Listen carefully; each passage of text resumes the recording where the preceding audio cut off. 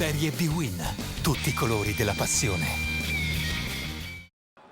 Mentre l'Italia è sotto la neve con temperature abbondantemente sotto lo zero a Reggio Calabria, il termometro segna soltanto 9 gradi. In un Oreste Granillo semivuoto, Regina e Gubbio si giocano la quarta giornata di ritorno del campionato Serie B-Win. Partita delicata per il nuovo tecnico Gregucci alla ricerca di punti per i playoff e altrettanto importante per il Gubbio di Simoni, che cerca invece punti per uscire dalla zona playout. Si parte forte al quarto minuto con Campagnacci, che è sui piedi la palla del vantaggio ma fallisce la conclusione sotto porta. Regina intraprendente in questi minuti, e intraprendenza che viene capitalizzata però un minuto più tardi con lo stesso Campagnacci, che questa volta non fallisce e fa tap-in.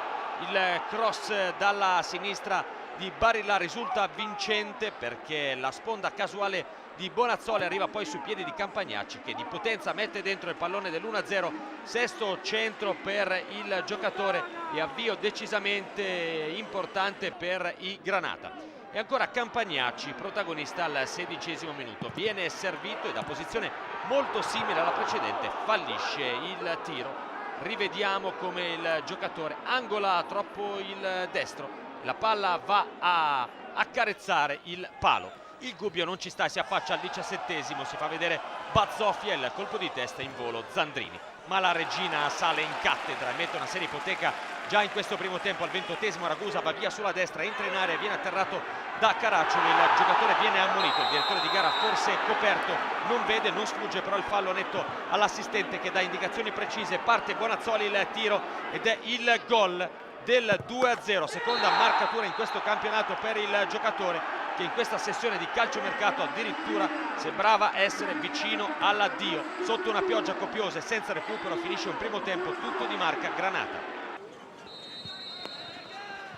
Non mancano le emozioni anche in questa ripresa. Ultima e prima azione di questa partita, la firma Bonazzoli al 12° minuto della ripresa. Proprio lui riceve dalla sinistra un invitante assist, ma manca il tap-in vincente, la sfera finisce sul fondo. Poi al 14° minuto un colpo pesante per il Gubbio con il gol di Freddi, gol che visto a rallenti non sarebbe regolare per il fallo netto commesso da Angella su Donnarumma. Rivediamo da vicino, disturbato nettamente l'estremo difensore, il fallo non viene visto, Donnarumma protesta e viene in seguito ammonito. Quindi gol contestatissimo per la Regina. Il 3-0 un parziale pesante, il Gubbio prova a riaprire il match con una splendida punizione, Zandrini non ci arriva, 3-1, si riapre così la gara, una punizione esemplarmente battuta dal giocatore. 75° minuto, errore di Ragusa, incredibile da 2 passi. A 9 minuti dal termine, Gubbio vicinissimo al 3-2, Gerbo è entrato pochi minuti prima, si mangia un'occasione incredibile. Rivediamo l'azione da vicino, ci mette una pezza.